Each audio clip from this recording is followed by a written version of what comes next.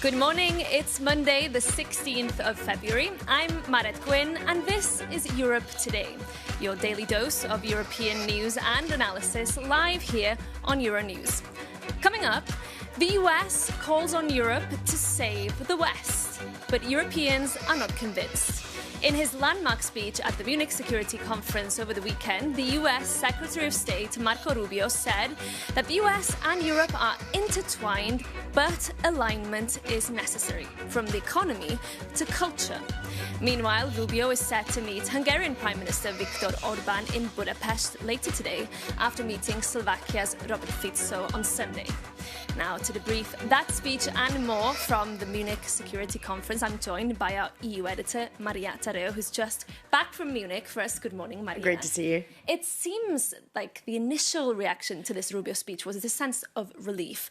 But was there really relief in Munich? Look, I think that's a great observation. It really captures the spirit of the past 3 days. Yes, that speech was more polite. It was certainly more diplomatic. There was this fundamental message of we share a history and the destinies that are intertwined, both the United States and the Europe and the European Union to some extent. But then he also suggested there needs to be this form of alignment that goes from the economy to trade, cultural, even spiritually. So yes, America can work with Europe, but it's a version of Europe that needs to be in alignment with the views of the US to a large degree. With officials that I spoke, they said, look, there was relief because compared to last year, J.D. Vance, that was a wrecking ball. This year was much polite to that extent, but the structure that we've seen before from the US government, that US National Security Review, which talked about civilizational erasure, all of those points from saying we're in a sort of climate cult, the idea of wokeness, mass migration, this is not a minor issue. Marco Rubio told the Munich Security Conference, all of that was present there. At the same time, then you had the Europeans. Emmanuel Macron talked about this idea of a Europe that has been vilified and caricatured. The Chancellor Merz, who said at this point the leadership of the U.S. is being contested. It is not clear that the U.S. will lead the world. And then, of course, Kaja Kallas, I was at a panel with her. I should note, Kaja Kallas had a bit of a revival over the weekend because she was pushing back. She was really the voice that said there's a number of things that we cannot agree. It's important that our destinies are intertwined, sure, but there are things we clearly don't see eye to eye. So she was very vocal to that extent. And there was a moment also in this panel, which hopefully we can put up on the screen. And I want to read to you. This was to obviously questions that we put about the sense of relief and the response to the Marco Rubio speech. And she said, contrary to what some may say, this woke, decadent Europe is not facing civilizational erasure.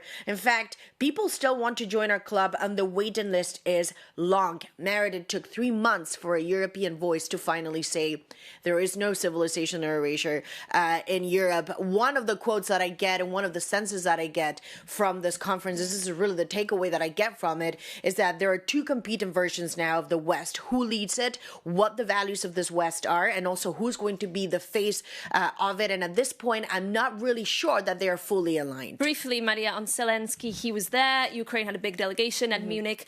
What did he achieve? Look, what did he achieve? This was a difficult Munich Security Conference for President Zelensky because, again, Ukraine, perhaps because of this confusion and commotion around the U.S. and Europe, was not as dominant. And I've been to every edition as the past 3 years. He did say, however, we want to get the ceasefire, but it needs to happen before even we can go into serious negotiations. We need to see this form of ceasefire. And he also said, before we commit to a peace plan, we need to get those security guarantees. There was a question I put to him about EU membership, and he also said we have to be technically ready by 2027 because that is also a security guarantee. Let's take a look. Our membership in EU is the sort part of security guarantees. So we need it. This is the package for us. One doesn't work with another because it's economical security guarantees with all respect to the United States and Europe. But if we will not have the date in the document, I think that Russia will block our membership in future.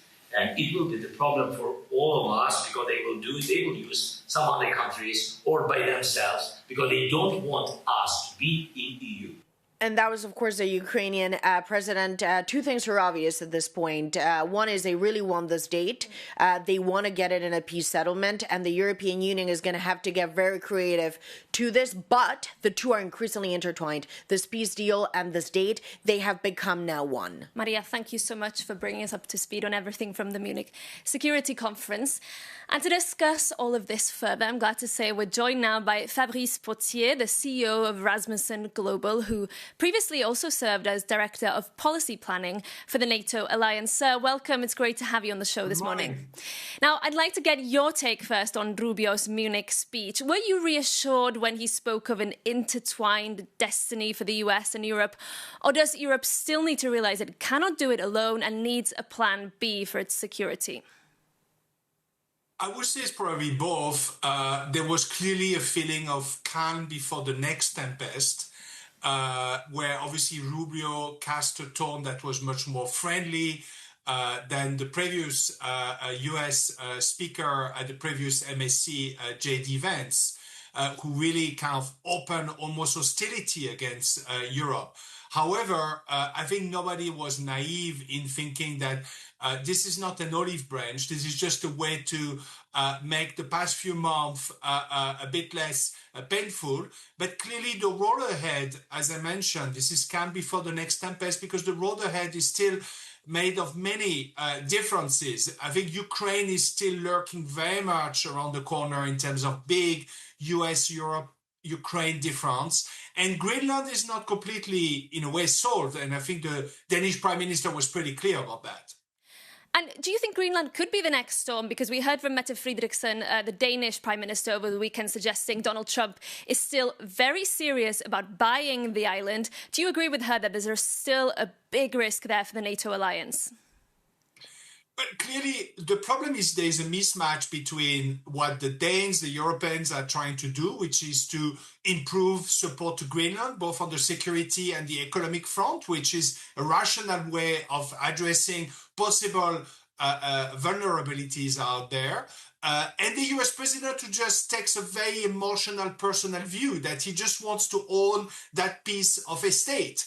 He's thinking like a Manhattan real estate mogul, so he doesn't take a very rational approach to it, and that's the mismatch that I think the Danes are trying to manage with a diplomatic process. How long the diplomatic process is going to keep things together, this is the big question mark. I think we have to be ready for the next crisis, and clearly the show of unity by the Europeans in addressing the US threat on Greenland worked once and may have to work another time, but we'll have to be willing to put even more skin in this game. You obviously shaped NATO policy for many years. Do you think there's a real crisis within the HQ here in Brussels? You know, we heard EU leaders, von der Leyen, talking about reactivating the EU's own defence clause over the weekend, seemingly because they cannot rely on NATO's Article 5. Is the NATO alliance, as we've known it for decades, now dead? It's gone. Well, I think it's not reactivating the EU mutual defence clause, it's making it real as a start, because it's never been taken really seriously. But on your NATO question, I think we are entering the age of parallel universes, where NATO is still going to be there. It's still very much a valid option for the Europeans, both in terms of US extended nuclear deterrent, but also in terms of framework to plan and prevent the next war against Russia. However, clearly what you hear in the corridors, but also in the main hallway, is that we need to start thinking about plan Bs. And for that, you're going to have the European Union, but you also are going to have increasingly the development of coalitions, like the coalition of the willing for Ukraine, which maybe is going to be put with more substance, or the joint expeditionary force that is led by the UK. So I think you're going to have the multiplication of all these plan Bs in response to the fact that, answering your question, I think the US has introduced a very significant doubt as to its commitment to Europe via NATO, and therefore NATO is still going to go on, but is no longer the one and only plan A. Fabrice Potier, that's all we have time for this morning, but thank you so much for coming on and joining us and sharing your insights. Now, as we mentioned there, the President of the European Commission said in Munich over the weekend that the EU needs to bring its own mutual defence clause to life, saying you change or you die. Our reporter Jakob Jannes has been scouring through the EU treaties in search of this little-known mutual defence clause. Did you know the EU has its own mutual defence clause? Your reporter didn't. But suddenly, it is the hottest topic in Europe. Just days ago, the head of NATO told Europe to keep dreaming if they think they can defend themselves without the US. But the EU Commission President fired back. Independent Europe just means let's develop our strength without constantly leaning on someone else. And part of her plan involves a little-known rule, the Article 42.7. So, what is it? It says if an EU country is attacked, all the members have an obligation to help. And on paper, the wording seems to be stronger than NATO's famous Article 5. It doesn't even require a unanimous vote to activate. But there is a catch. The EU is not a military alliance, and it lacks a unified command structure. And it leaves it up to each country to decide how to help, which does not automatically mean sending troops. And in fact, it has only been triggered once, after the 2015 Paris attacks. Plus, there is a trust gap. When Eastern European nations look for a true security shield, they look to NATO, not Brussels. But with Washington demanding Europe to take over its own conventional defense, and with growing doubts around the future of NATO, the clock is ticking. The EU is also wondering what happens if the US closes its nuclear umbrella over Europe.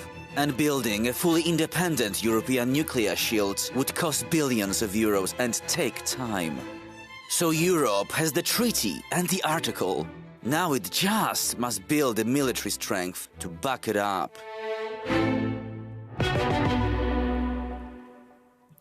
Jakob Jannes reporting there. Now, as we just heard, European leaders are reigniting the debate on a common European nuclear umbrella amid the continued threats from Russia and eroding trust in the US. Joining me in the studio to explain more is our defence reporter Alice Tidy, also freshly back from Munich for us. Good morning. Alice, lots of Europeans talking about this over the weekend, the need for a common, homegrown European nuclear deterrence. Why now?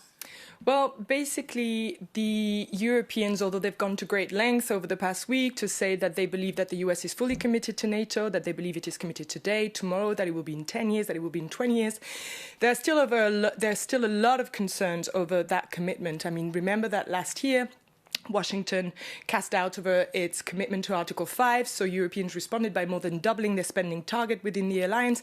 And yet this year we had Trump saying that he would forcefully seize Greenland. So that cast a lot of doubts over the very existence of NATO.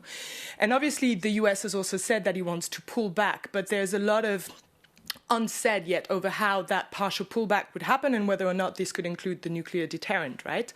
So over the weekend, indeed, we had French President Emmanuel Macron announcing that he had held strategic dialogue with Chancellor Merz on this topic, as well as with other EU leaders. He didn't name those other EU leaders, but we know, for instance, that the Latvian PM, Evika Selina, said that she would be open to that discussion. We also had the Polish president yesterday telling Polish media that he wants his armed forces to look into the nuclear potential. And I also spoke with the Finnish defense minister, Antti Häkkänen, on the sidelines of the conference, who said, and I quote here, "Inside NATO, it's clear that the US is ironclad committed to nuclear deterrence. It's good news if the European nuclear states are investing to build up even stronger nuclear capabilities, but to compensate compensate the US, that's not the question now. So Finland would be open, but again, this European deterrent would have to complement the US and not compensate it. So it's clearly an idea gaining traction among European leaders. But at the same time, Alice, it's still very, very divisive, this question of nuclear rearmament. And we heard from the Spanish Prime Minister Pedro Sánchez clearly voicing some reservations about this. Yes, indeed. Sanchez was at the Munich conference and he made it clear he is not for nuclear rearmament. In fact, he said that the nuclear deterrence is far too costly, far too risky, is far too risky way of avoiding conflict. And he said that what it involves, the risks it involves, are actually more of a gamble than a guarantee for European security. Clearly still some divided opinions on that subject, but thank you so much for bringing us that update. Moving on now to something completely different. The Berlin Film Festival has only been running for a few days, yet already there is significant controversy over comments made by members of the jury. To explain, we can cross over now to Berlin, where our correspondent Laura Fleischmann is standing by for us, I believe. Laura, good morning. Bring us up to speed. What has been happening here? Well, at first, everything seemed to go smoothly at the Berlinale, but then a German journalist asked a question at a press conference with the jury of the festival. He accused them of what he called selective solidarity only with Iranians and Ukrainians, but not with Palestinians. And one of the festival's jurors then responded that there are many conflicts going on worldwide that don't get any attention at the festival either. But what really sparked controversy was the response by Wim Wenders. He is the president of the jury and a very famous German filmmaker. He said that the festival is a counterweight to politics, and this even led an Indian writer to pull out from the festival altogether. But let's hear what Wim Wenders actually said at the press conference. We have to stay out of politics because if we made movies that are dedicatedly political, we enter the field of politics, but we are the counterweight to politics. We are the opposite of politics. We have to do the work of people and not the work of politicians. Yes, and Laura, it's also true to say that these film festivals, including the Berlinale, are usually highly political, very politically charged. Why the sudden change in tone here? Indeed, the Berlinale is known as a highly political film festival, and it still is.